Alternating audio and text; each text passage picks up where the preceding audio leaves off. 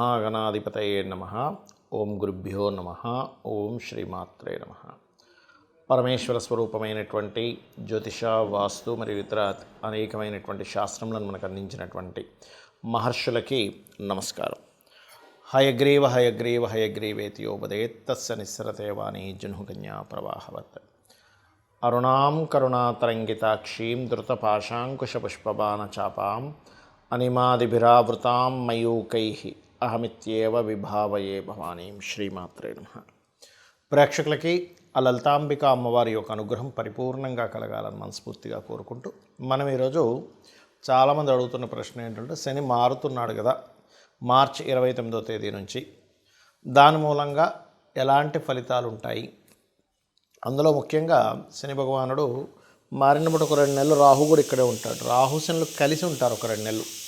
ఆ 2 నెలల పరిస్థితి ఏంటి? మారకముందు ఇక్కడ శని ఉన్నప్పుడు ఎటువంటి ఫలితాలు ఇస్తాడు ద్వాదశ లగ్నాల వారికి?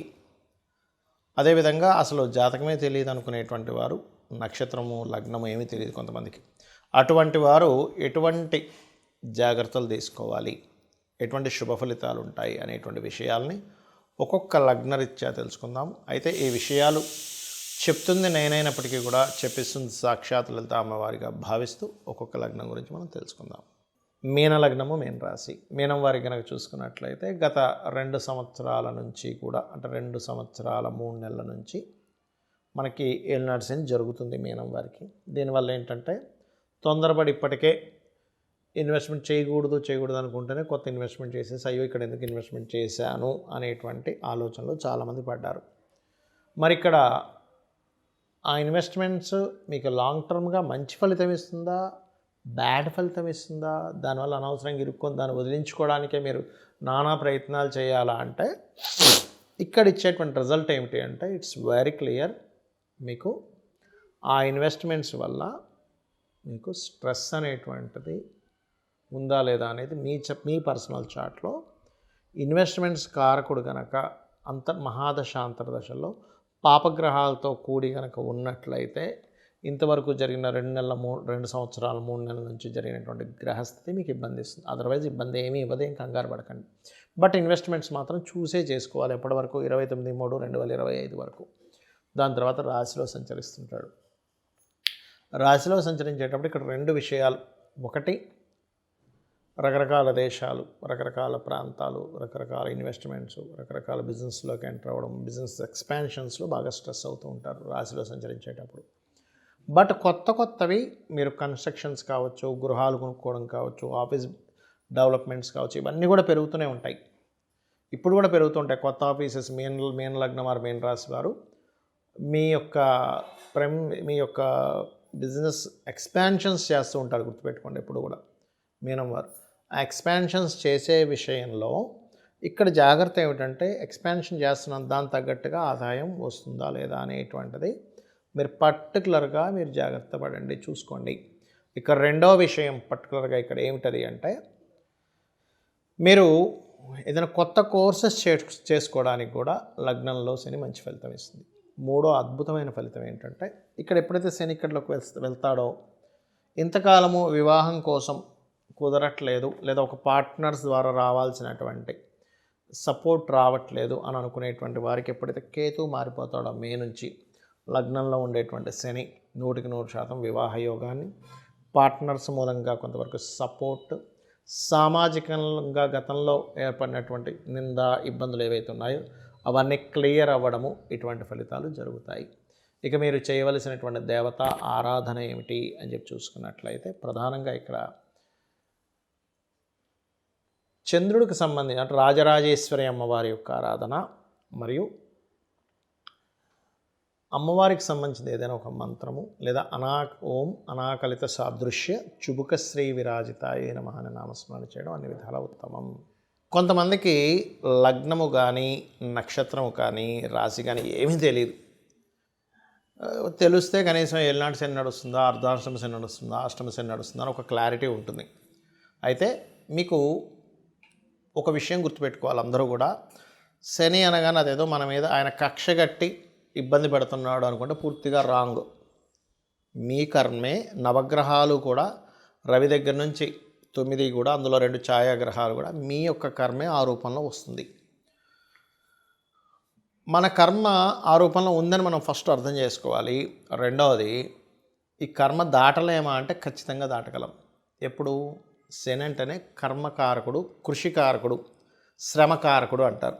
శ్రమ ఎంత మనం చేస్తే శని భగవానుడు అంత ఆనందిస్తాడు. ఇంట్లో పడుకుంటే మాత్రం ఆయన ప్రభావం చాలా ఎక్కువగా ఉంటుంది, గుర్తుపెట్టుకోండి. శుభ్రంగా నేను ఏ పని చేయను, నాకు ఈజీ మనీ రావాలి, ఇలా ప్యాక్ ఆడితే నాకు డబ్బులు రావాలి, ఇలా ఇంకో దేంట్లోనో బెట్టింగ్స్ ఆడితే నాకు డబ్బులు రావాలి అని అనుకున్నారా, శని మొత్తం రోడ్డు మీదకి లాగుతాడు, గుర్తుపెట్టుకోండి. ఖచ్చితంగా రోడ్డు మీదకి లాగేటువంటి గ్రహం ఏదైనా ఉంది అంటే శని భగవానుడు. ఏది? ఈజీ మనీ రావాలనుకుంటే ప్యాకెట్లు ఆడుకోవడం, రమ్మీలు చూస్తుంటాం మనం ఇవాళ రేపు ఫోన్స్లో, రమ్మీ ఆడడం, లేకపోతే ఏదో గుర్రం పందాలకి వెళ్ళిపోవడం, లేకపోతే ఇంకోటి ఏదో పందాలు. అంటే వాళ్ళు తెలివితేటలు ఏమి పెట్టకుండా, ఏ పని చేయకుండా ఇంట్లో కూర్చొని నాకు డబ్బులు రావాలి, లేకపోతే గోవా వెళ్ళిపోయి ఇట్లాంటివి చేసే వాళ్ళకి శని ఎక్కడా సహకరించడు. మీరు అనొచ్చు మరి, ఏమండి మరి కొంతమందికి వస్తుంటాయి కదంటే పూర్వజన్మల్లో విపరీతమైన పుణ్యకర్మలు ఏవో చేసి ఉంటారు వాళ్ళు, అందుకే వాళ్ళకి ఒక్కోసారి లాటరీలో డబ్బులు రావడము, ఏ నిధి దొరకడమో ఇట్లాంటివన్నీ జరుగుతూ ఉంటాయి. అయితే శనికున్న గొప్ప క్వాలిటీ ఏంటంటే, కృషి చేశారా ఆయన ఎక్కడా మిస్ అవ్వనివ్వడండి డబ్బులు ఇవ్వడం, నథింగ్, సమస్య లేదు. అయితే ఇక్కడ మీకు మరి నక్షత్రము రాశి తెలియని వారి పరిస్థితి ఏమిటి అంటే, శని 12లో న్యాచురల్ 12th హౌస్లో తిరిగేటప్పుడు పర్టికులర్గా అది కూడా రాహుతో తిరుగుతున్నాడు కాబట్టి కొంచెం అందరూ అంటే ఈ తెలియని వాళ్ళు ఇన్వెస్ట్మెంట్ చేసేటప్పుడు మాత్రం జాగ్రత్తగా ఉండాలి. ఎందుకంటే ఇక్కడ తిరిగేటువంటి శని దేశకాల పరిస్థితుల మీద ఎటువంటి ప్రభావం చూపిస్తాడంటే, జీవుల మీద కొంచెం హెల్త్ రిలేటెడ్ ఇష్యూస్ మీద ప్రభావం చూపిస్తూ ఉంటాడు ఇక్కడ తిరిగే శని. ఎందుకంటే ఇక్కడ శని ఇక్కడ ఉంటూ గురురాశుల్లో ఉంటూ మరో గురురాశులను చూస్తున్నాడు, జీవుల మీద, హెల్త్ మీద. అలాగే కర్మ, వర్క్ మీద. అంటే నేను మీకు గతంలో ఇక్కడికి శని కుంభంలోకి ఎంటర్ అయ్యేటప్పుడే మీకు హెచ్చరించాను 2 సంవత్సరాల క్రితమే. శని ఇక్కడ నుంచి స్లోగా మేషం వరకు వెళ్తున్నాడు. అందరూ కూడా వాళ్ళ ఉద్యోగాలతో పాటు వాళ్ళు సొంతంగా ఏం చేయగలరు, వాళ్ళకి ఏం టాలెంట్ ఉంది, ప్రతి ఒక్కరిలో ఒక గొప్ప టాలెంట్ దాగి ఉంటుంది. వాళ్ళ టాలెంట్ ఏంటో గుర్తించి దాన్ని సైడ్గా పెట్టుకొని దాని ద్వారా కూడా సైడ్ ఎంతో కొంత మనీ ఎర్న్ చేసుకునేటువంటి దీంట్లోకి జనాలందరూ వెళ్ళవలసినటువంటి పరిస్థితి రాబోతుంది. అలా వెళ్ళాలి, ఇప్పటి నుంచే మీరు సెట్ చేసుకోవాలని. అందుకని ఏంటి, శనిలోకి ఎప్పుడైతే ఎంటర్ అయ్యాడో మళ్ళీ ఇంకొంచెం దాని యొక్క ప్రభావం పెంచుతూ ఉంటుంది.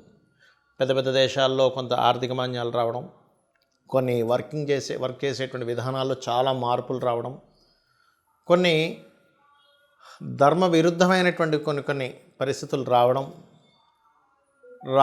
రాజ్య సంబంధించినటువంటి విషయాల్లో, రాజకీయ నాయక సంబంధించినటువంటి విషయాలు అనేకమైనటువంటి మార్పులు జరగడం, ఇవన్నీ కూడా జరుగుతూ ఉంటాయి స్లోగా శని యొక్క సంచారం ఎప్పుడైతే మారుతూ వస్తూ ఉందో.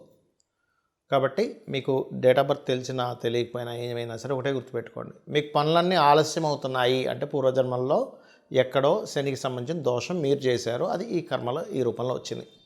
అందుకని మీరు చేయవలసింది ఏమిటంటే, శనివారాలు ప్రత్యేకంగా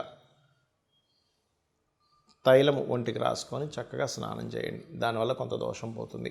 రెండవది, మధ్యాహ్నం పూట నిద్రపోకండి పొరపాటును కూడా. చిన్నపిల్లలు, స్త్రీలు, బాగా ఏజ్డ్ పర్సన్స్కి సంబంధం లేదు, వాళ్ళు నిద్రపోవాలి. ఎందుకంటే వాళ్ళకి ఎనర్జీ సరిపోదు, మాటికి మేలుకు వస్తూ ఉంటుంది. మధ్యాహ్నం పూట కాసేపు నిద్రపోవాలి. ఇంట్లో స్త్రీలు ఇంట్లో పనులు ఉంటాయి, పాపం వాళ్ళు పొద్దున్నే లేచి చేస్తారు, వాళ్ళకి శనికి సంబంధం ఇబ్బంది ఏమి ఉండదు. కానీ మంచి యువకులు ఒక 15 ఏళ్ళ నుంచి 15 ఏళ్ళ వయసు నుంచి ఒక 55 ఏళ్ళ వయసు వరకు ఉండే వాళ్ళందరూ కూడా యువకుల కిందకే వస్తారు. వీళ్ళు మధ్యాహ్నం పూట కాసేపు నిద్రపోవడం ఇట్లాంటివి చేయకండి, శని ప్రభావం ఖచ్చితంగా పడుతుంది. మళ్ళీ కొంతమంది సాధకులు ఉంటారు, రాత్రి సమయంలో జపం చేసుకుంటారు, రాత్రంతా అమ్మవారి జపాలు చేసేవాళ్ళు ఉంటారు, వాళ్ళు మధ్యాహ్నం పూట కాసేపు పడుకోవచ్చు, దానికేం కాదు.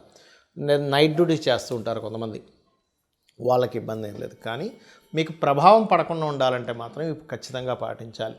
ఎక్కువగా వాకింగ్ చేయాలి, ఎక్సర్సైజెస్ చేయాలంటే మార్స్ ఎనర్జీని పెంచుకోవాలి. ఇక్కడ హోమాలకు ఎక్కువగా పార్టిసిపేట్ చేస్తుండాలి, చండీ హోమము లేదా చండీ పారాయణం చేస్తుండాలి. ఆంజనేయ స్వామి ఆలయం కానీ, నరసింహస్వామి ఆలయం కానీ, ఏదైనా శక్తిదేవత ఆలయాలు లేదా గణపతి ఆలయం లేనట్లయితే మీకు దగ్గరలో రావి చెట్టు ఉన్నా కూడా దాని చుట్టూ ప్రదక్షిణం చేసినా కూడా మీకు ఆ యొక్క దోషం అనేటువంటిది పరిపూర్ణంగా తొలగిపోతుంది.